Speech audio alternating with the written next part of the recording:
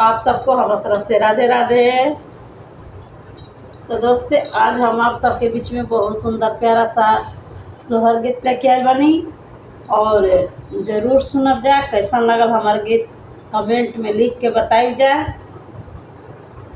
सासू की अंगना तुलसिया तुलसिए तारा मरब तुलसिए तारा मरबी हो।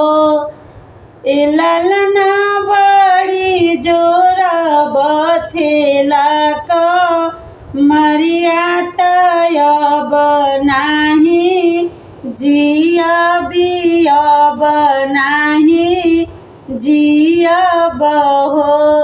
मरनी में सासू मरनी तयब नाही जिया बया बनाही जिया भी हो।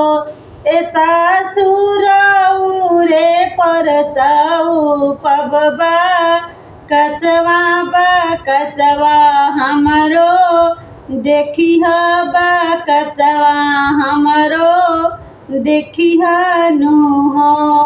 आधी राती गईले पहर राती अवरूप छिल राती अवरूप छिल राती हो। ए लालना जमी गईले बाबू नंदा लाला महलिया ओठे सोहर महलिया ओठे सोहर हो। जियनी में सासू जियनी तयब नाही मरब नाही मरबी हो। ए सासू धरी अपना सिरावा पर हाथ कसवा हमरो खोललू चुंदरिया हमरो कढ़लू चुंदरिया हमरो कढ़लू नो।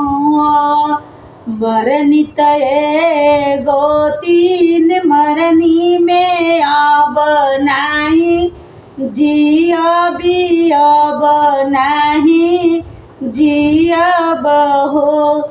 ए गोतीन रे परसऊ पब हो रिलवा हो रिलवा हमरो देखिया हो रिलवा हमरो देखिया नु हो। आधी राती गईले पहर राती अवरो छिल राती अवरूप छिल राती हो। एगो दिन जाम गईले बाबू नंदा लाल महलिया ओठे सोहर महलिया ओठे सोहर हो। जियनी में गोतीन जियनी तायब नाही मरबी अब नाही मरबी हो। ए गोतीन धरा अपना सिरावा पर हाथ होरिलवा के तू मरलू होरिलवा के तू मरलू नु हो। मरनी तये ननदो मर गईनी अब नाही जिया बियब नाही जिया बहो।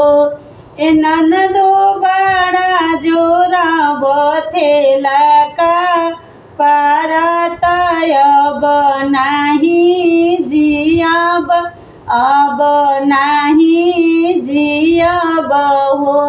ए ननदो रे परसाऊ पबबा लमुआ बलमुआ के तू देखिया बलमुआ के तू देखिया नु हो। जियनी में ननदो जियनी तायब नाही मरबी अब नाही मरबी हो।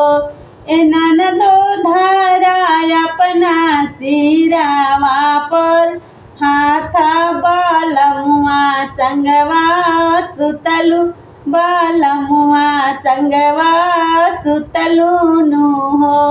ए ननदो धारा अपना सिरावा पर हाथ बालमुआ संगवा सुतलु बालमुआ संगवा सुतलु नु हो।